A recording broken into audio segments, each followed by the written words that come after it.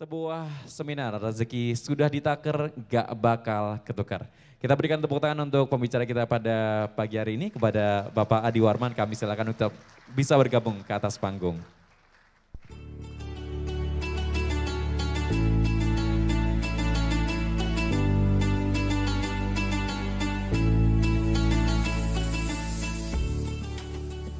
Langsung saja hari ini berbahagia kita berikan waktu dan juga kesempatan untuk Bapak Adi Warman.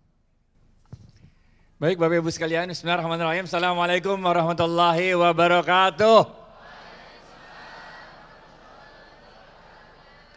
Alhamdulillahirabbil alamin. Allahumma shalli ala Muhammad wa ala ali Muhammad. Bapak Ibu sekalian, kita sebentar aja ya. Yang penting ilmunya nyampe, benar gak, oke? Karena mesti balik lagi pakai pesawat ke Jakarta, benar gak? Bapak Ibu sekalian, oh iya seperti biasa ya, kita akan kasih banyak kuis. Jadi siap-siap jawab kuis. Yang bisa jawab kuis angkat tangan. Apabila jawabannya benar, dapat hadiah gocap. Oke. Jadi Bapak Ibu sekalian, rezeki udah ditakar dan gak bakal ketuker. Udah dari sononya begitu, benar gak? Ketika kita masih berbentuk janin di dalam rahim ibu kita, ketika janin itu berumur 4 bulan, maka Allah meniupkan ruhnya ke dalam janin tersebut. Dan bersamaan dengan ditiupkannya ruh ke dalam janin tersebut, Allah menentukan 3 hal. Oke. Kuis pertama. Yang pertama, Allah menentukan ajal kita. Kita lahir juga belum, ajal udah ditentuin. Benar gak? Yang kedua, rezeki, lahir juga belum, rezeki udah selesai urusannya sama Allah. Dan yang ketiga adalah siapa tuh jodoh sini bu mantap.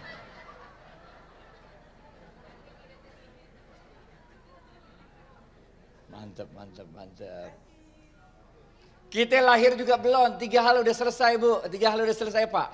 Ajal udah selesai, rezeki udah selesai, jodoh udah selesai. Udah, bener gak? Oke. Timbul pertanyaan kemudian, nah ngapain kita harus ikhtiar? Ngapain kita harus usaha? Diem aja tuh di rumah doa-doa, mudah-mudahan turun rezeki. Nggak bisa men. Ngerti gak? So bagaimana juga ajal, kan nggak bisa kita diem-diem doang, habis itu ajal datang kita mati, nggak bisa men. Harus kita isi tuh sampai ajal datang, bener gak? Begitu juga sama rezeki, harus kita ikhtiar. Begitu juga sama jodoh, harus ikhtiar. Nggak bisa cuma diem-diem doang, nggak nyari jodoh, nggak boleh. Bener gak? Ikhtiar ini penting. Pertanyaan kedua. Siapa nama seorang ibu? Ibu. Yang nggak pernah menyerah dalam ikhtiarnya, lari-lari nyari air 7 kali bolak-balik sama Marwah. Iya yang berdiri di belakang, iya itu ibu-ibu, siapa? Iya jawabnya apa? Siapa bu?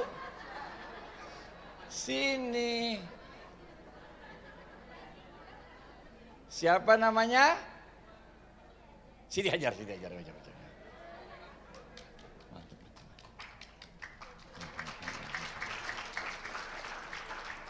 Ikhtiar, inna sofa wal marwata min sa'airillah. Di dalam ikhtiar kita itulah ada tanda-tanda kebesaran Allah, benar gak? Iya gak? Siapa yang capek lari-lari antara Safa Marwah? Hajar, benar gak? Yang dapetin air siapa? Ismail. Nah, benar gak? Larinya di Safa Marwah, ketemu airnya di mana? Sumur Zam-Zam beberapa ratus dari Safa Marwah. Ini nih, itu yang namanya rezeki udah ditakar, nggak bakal ketukar tuh di situ. Kita udah usaha, bener gak? Kayaknya dapat, nggak dapat, bener gak? Tahu-tahu dapat dari tempat lain rezeki, bener gak? Jodoh itu juga, ente kenalan sama siapa, pacaran sama siapa, kawin sama siapa, bener gak? Ya udah gitu dah. Namanya juga rezeki, udah ini 3 ini udah selesai. Bener gak? Jalanin aja hidup dah baik-baik, bener gak?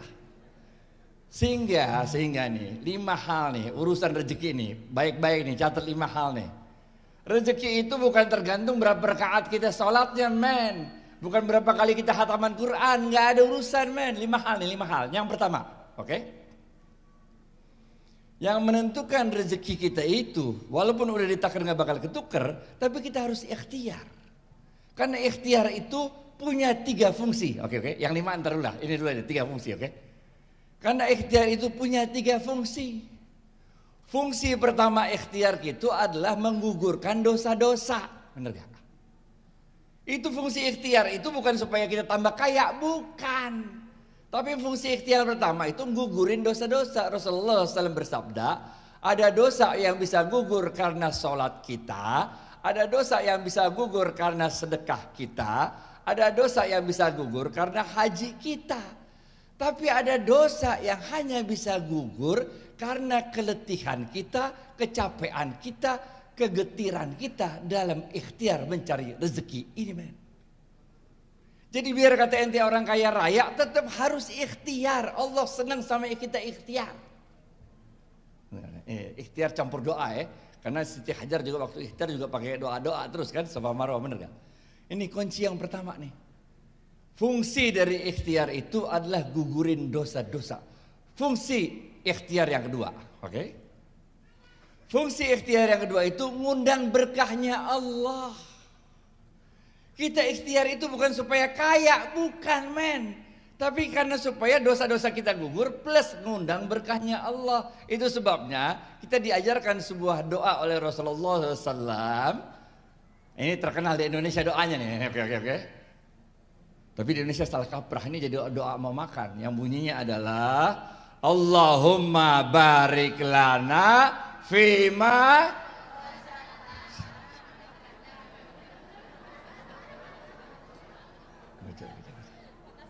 Allahumma barik lana fima rozaqtana wa qina azabannar. Wahai Allah, berkahilah seluruh rezeki yang Kau berikan pada kami dan jauhkan kami dari siksa api neraka ini. Berkah, kita cari berkah. Berkah itu dalam Islam maknanya 4. Yang pertama makna berkah adalah siapa-siapa yang melakukan kebaikan tersebut dia merasa bahagia. Nih makna berkah yang pertama. Kalau ente hadir sekarang di sini merasa bahagia, itu tanda-tanda ente dapat berkah. Tapi siapa-siapa yang hadir di sini merasa terpaksa dan nggak senang, merasa terpenjara suruh duduk di ruangan ini, tanda-tanda ini kagak berkah. Oke.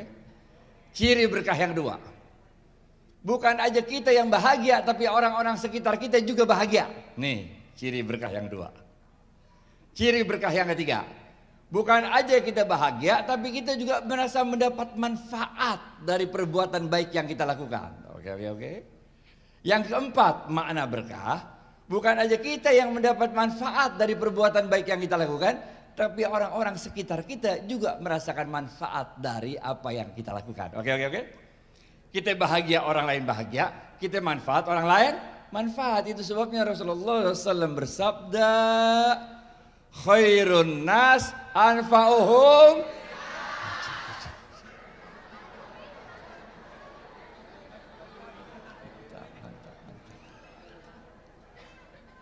Sebaik-baik manusia adalah yang paling banyak memberikan manfaat pada manusia lainnya. Benar gak? Ini, men, cari berkah. Oke? Fungsi, masih ingat gak tadi? Fungsi ikhtiar yang pertama gugurin dosa. Fungsi ikhtiar yang kedua nyari berkah. Fungsi ikhtiar yang ketiga, dia akan mengetuk pintu langit agar Allah merubah takdir yang telah ditentukan itu menjadi takdir yang lebih baik. Nah ini fungsi yang ketiga. Oke. Emang rezeki udah ditakdir nggak bakal ketukar? Iya. Tapi dengan ikhtiar kita mengetuk pintu langit agar Allah merubah takdir kita itu menjadi takdir yang lebih baik. Waktu itu Jibril dipanggil sama Allah. Bril, sini Bril, kata Allah. Datang Jibril. Ya bagaimana Allah? Sono Bril, ente jalan-jalanlah ke dunia, liatin tuh kelakuan anak cucu Adam, betul. Jibril turunlah ke bumi, liatin kelakuan anak cucu Adam, macam-macam dah, bener gak? Modelnya kayak kita gini, ya gini ya. Ya kelihatannya aja kalau lagi duduk ini rapi-rapi, bener gak? Wah, ini mah kelakuan macam-macam semua, bener gak? Jibril waktu dia turun ke dunia, ngeliatin kelakuan anak cucu Adam, Jibril takjub dengan satu orang manusia yang dia hidupnya itu selalu redha. Apapun yang terjadi pada dirinya, dia selalu mengatakan alhamdulillah. Bisnis bangkrut, alhamdulillah. Anak meninggal, alhamdulillah. Istri, alhamdulillah. Orang semua apa juga yang kejadian musibah yang menimpa diri dia, dia selalu bilang alhamdulillah. Jibril balik lagi ke atas, ngadep sama Allah. Allah, itu ada satu orang hambamu dahsyat banget dah. Redok banget jadi orang, apa-apa juga alhamdulillah. Allah senyum mendengarnya. Kemudian Allah bilang, coba Bril, ente jalan-jalan ke Lauhul Mahfuz dah. Di sana ada catatan calon penghuni sorga sama calon penghuni neraka. Lu tengokin dah, kata Allah.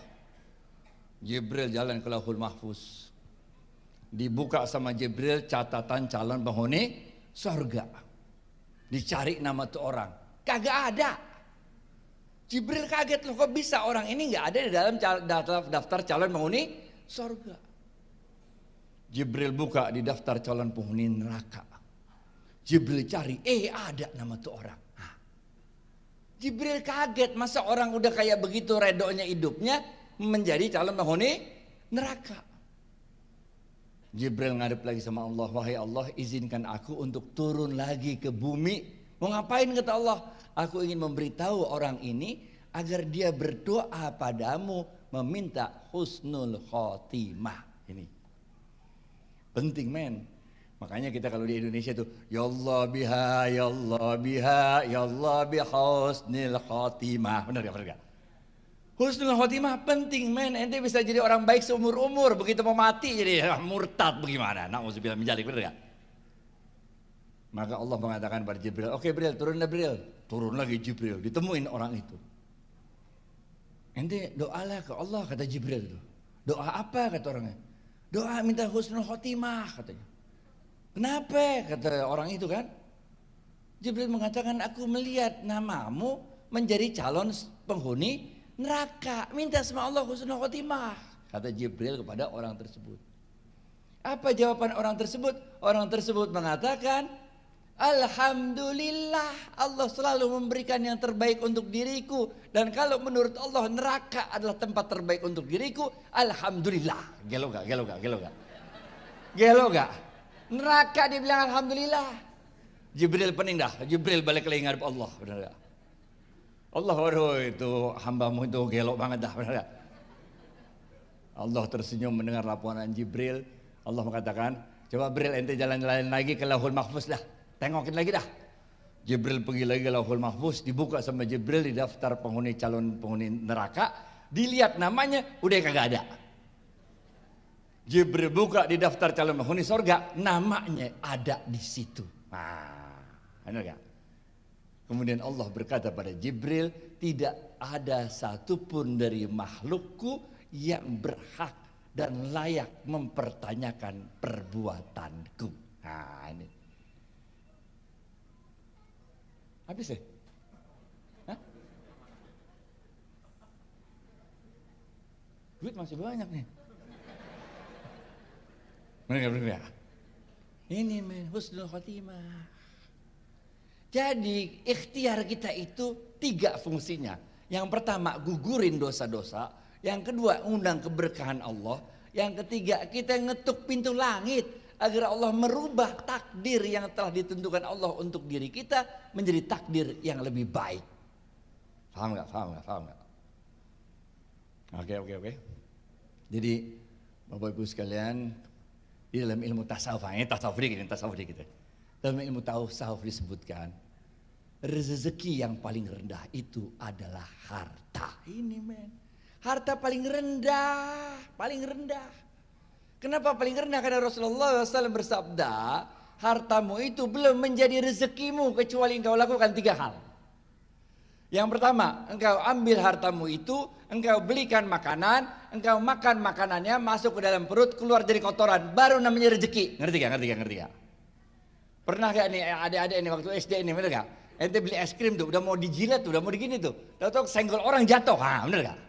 Nggak jadi makan, bener gak? Di Solo ada es krim kan ya?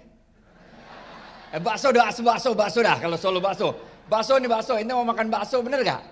Terus ente ambil ini sambal ABC, bener gak? Ente kocrotin, bener gak? Tahu-tahu jebrot aja, bener gak? Akhirnya nggak jadi makan bakso, pernah gak? Belum men, kata Rasulullah SAW, itu harta belum jadi rezeki sebelum ente lakukan 3 hal. Pertama lo ambil tuh harta, beli makanan, masuk ke dalam perut, keluar jadi kotoran, baru itu namanya rezeki. Paham gak? Yang kedua kata Rasul, ketika engkau ambil hartamu, engkau belikan sesuatu, pakaian, baju, celana, jam tangan, jilbab, rumah, mobil, apa segala macam, kemudian jadi usang. Baru dia jadi rezeki kita. Ngerti gak? Ketika kita sudah bisa menikmati manfaatnya, baru jadi rezeki kita. Dan yang ketiga adalah ketika harta itu kita ambil, kemudian yang mana yang bagian belum dapat duit dari mana ya? Situ ya. Ketika harta itu kita ambil, lalu kita sedekahkan, inilah yang akan kekal dalam kehidupan kita di dunia dan di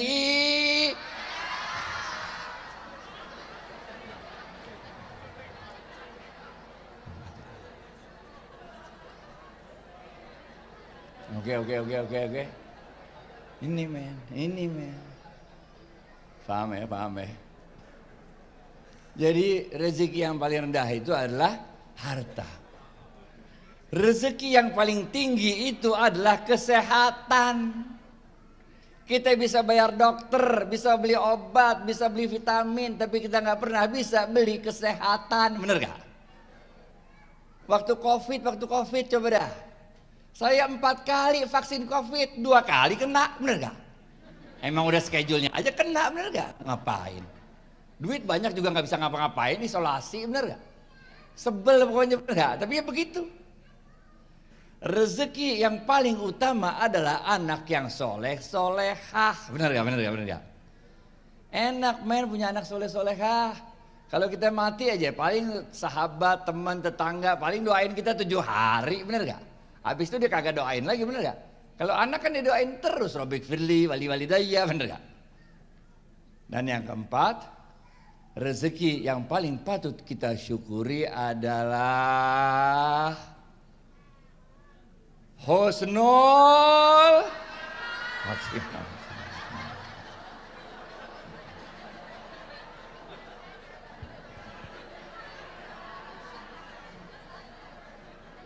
Ini men, paham ya. Husnul khotimah. Ini kita cerita tadi, bener gak? Cerita tadi ini. Paham ya. Rezeki itu tidak ditentukan berapa banyak ente khataman Quran, nggak ditentuin berapa banyak ente sholat tarawih atau sholat malam berapa rakaat, bukan. Tapi rezeki ditentukan oleh 5 hal. Yang pertama, kesungguhan kita dalam ikhtiar dan berdoa. Ini nomor 1 men. Nomor 1 nih rezeki ini ditentukan oleh kesungguhan kita dalam ikhtiar dan berdoa. Nomor 2, penting nih. Nomor 2, rezeki itu ditentukan pada bakti kita pada orang tua. Hati-hati men. Nggak ada rumusnya ente bisa sukses kalau kagak bakti sama orang tua, kagak. Karena Rasulullah SAW bersabda, sungguh redonya Allah itu terletak pada redonya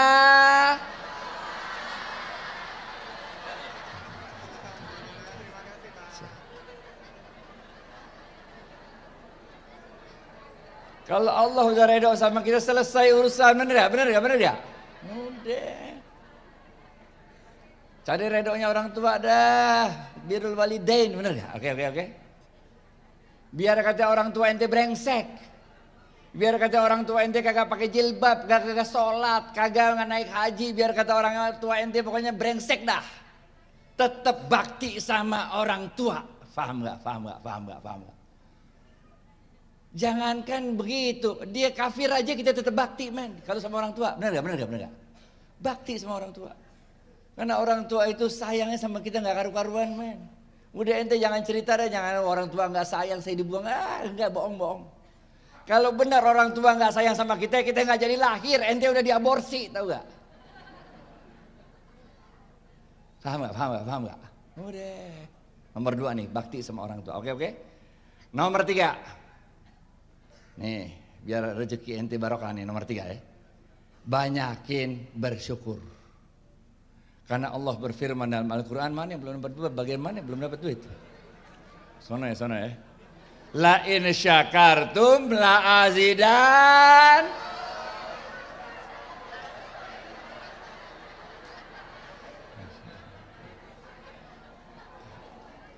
Siapa-siapa yang dapat mensyukuri nikmatku, maka akan aku tambahkan nikmatku padanya. Ini men. Banyak bersyukur, dan bersyukur itu jangan cuma alhamdulillah alhamdulillah doang. Ngapain bersyukur alhamdulillah ya? Alhamdulillah mah iya, tapi ya bersyukur dalam bentuk lain. Apa salah satu wujud syukur kita? Nomor 4. Nomor 4, salah satu wujud syukur kita adalah banyakin Sudah kok.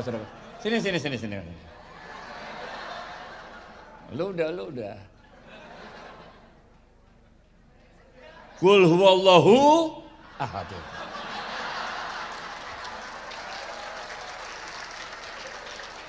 Tahfiz. Ini men, sedekah dan tidak akan berkurang harta yang sedekahkan, ngerti gak? Sedekah itu salah satu wujud dari syukur kita. Alhamdulillah mah iya, bener gak?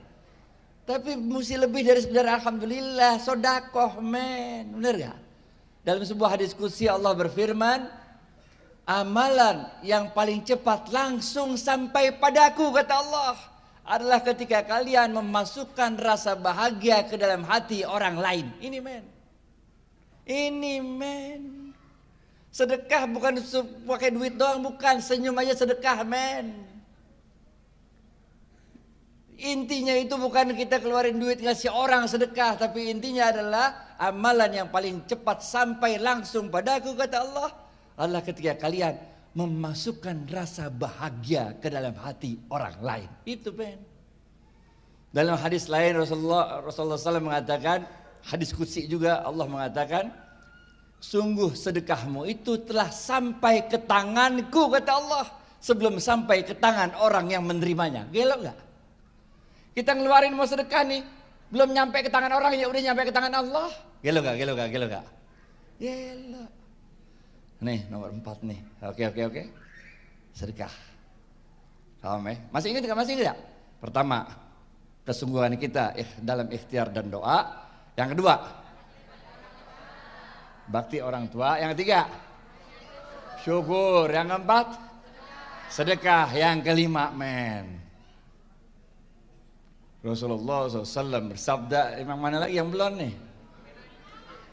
Belah sini ya. Yang mana? Situ dulu tuh tadi belum pernah yang belah nono.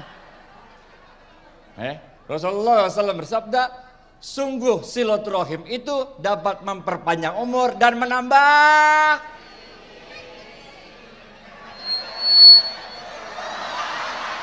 Pak sini Pak.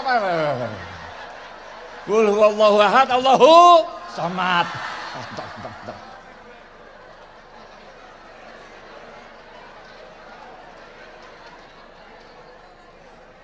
Paham ya. Ini men, bagaimana ente mau dapat rezeki kalau ente ngurung diri di rumah? Nggak mau gaul di rumah doang, wirid doa doang, bagaimana men? Gaul silaturahim. Rasulullah SAW waktu itu setelah selesai sholat syuruk, jadi Rasulullah SAW itu kalau pagi sholat subuh jamaah, benar gak? Habis sholat subuh jamaah, kemudian beliau ngobrol-ngobrol, ngariung sama sahabat-sahabat. Selesai ngariung, sholat syuruk, lalu beliau ke pasar dah. Pulang dari pasar, sampai rumah, Rasulullah SAW terkejut melihat salah seorang istrinya masih sholat juga. Sholat apa kata Rasul? Duha katanya. Dari tadi sholat duha. Iya, diomelin sama Allah. Sama Rasulullah SAW. Ada banyak amal soleh lain selain sholat duha. Sholat duha top-topnya 12 rakaat. Nanti mau ngapain sih? Bener gak? Sholat duha lu gak usah satu rakaat pakai satu juz, gak usah. Banyak amalan baik yang lain bisa kita lakuin. Sholat duha biasa aja lah, 12 rakaat top-topnya dah, udah selesai dah. Banyak amalan yang lain, bener gak? Silaturahim. Paham. Nah, ini 5 hal yang harus kita lakukan supaya Udah habis ya waktunya. Jam 10 lewat 11. Duit masih banyak tapi. Ramai, mana yang belum dapat, mana lagi yang belum dapat? Sebelah sini ya, sebelah sini ya. Oke. Ya sini coba anak kecil, sini anak kecil. Ya, sabar. Tenang. Bismillahirrahmanirrahim. Alhamdulillahirabbil alamin.